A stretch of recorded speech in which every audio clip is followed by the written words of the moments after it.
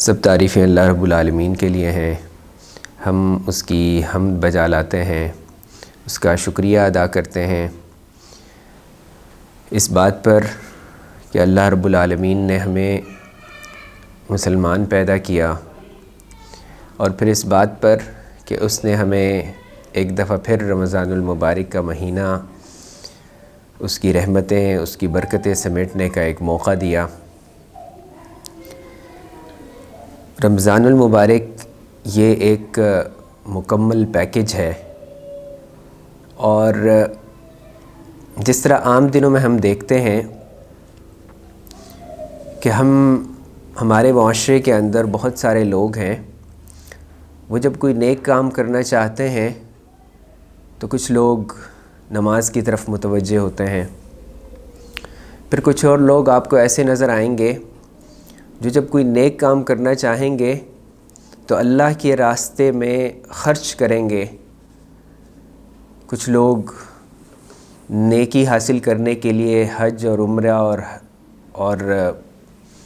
مکہ اور مدینہ کی طرف نکل جاتے ہیں، اور رمضان کے اندر یہ اس کی خاصیت ہے، اور اسی لیے ہم اس کو ایک مکمل پیکج کہتے ہیں کہ وہ ساری نیکیاں اس کے اندر سما جاتی ہیں۔ آپ دیکھتے ہیں کہ ایک عام آدمی شاید عام دنوں میں نماز بھی نہیں پڑھتا، لیکن اس میں وہ فرض نمازوں کا اہتمام تو کرتا ہی ہے، ساتھ میں کچھ نوافل کی طرف بھی متوجہ ہو جاتا ہے، اور تراویح بڑے اہتمام کے ساتھ پڑھتا ہے۔ قرآن مجید کی طرف عام دنوں میں شاید اتنی زیادہ توجہ نہیں ہوتی، لیکن مساجد بھر جاتی ہیں اور لوگ انفرادی طور پر بھی قرآن پڑھنا شروع کر دیتے ہیں۔ اور پھر یہ خاص مہینہ جب آتا تو نبی صلی اللہ علیہ وسلم بڑی توجہ کے ساتھ متوجہ ہو جاتے، یعنی ایسا نہیں ہوتا تھا کہ ایک عام مہینہ آیا اور چلا گیا، جیسے محرم اور صفر اور ربیع الاول ربیع الثانی عام مہینوں کی طرح آتا تو نبی صلی اللہ علیہ وسلم بہت یکسو ہو جاتے تھے، گھر والوں کو اٹھاتے تھے، ان کی اہمیت دلاتے تھے،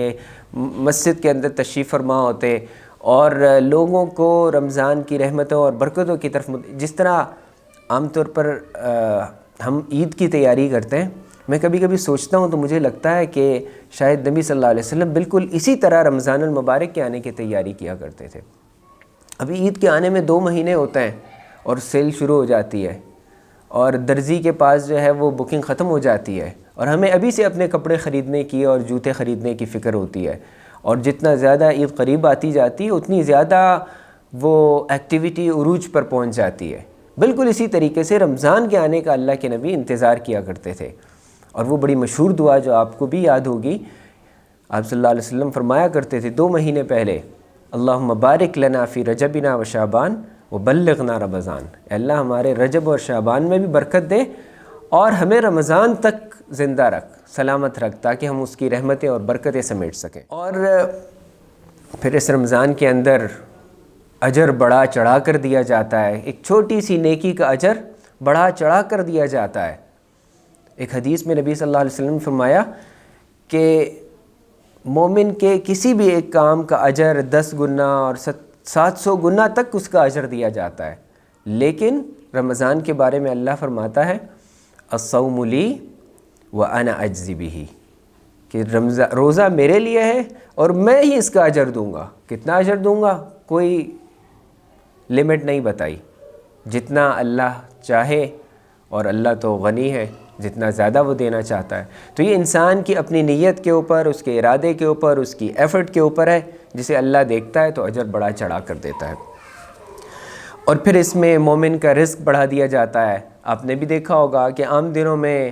وہ پھل اور سبزیاں اور وہ چیزیں اتنی زیادہ میسر نہیں ہوتی، لیکن رمضان میں مہنگائی کے باوجود ساری چیزیں فراوانی سے ملتی ہیں، اور ہر کوئی کھاتا ہے اور اس سے استفادہ کرتا ہے۔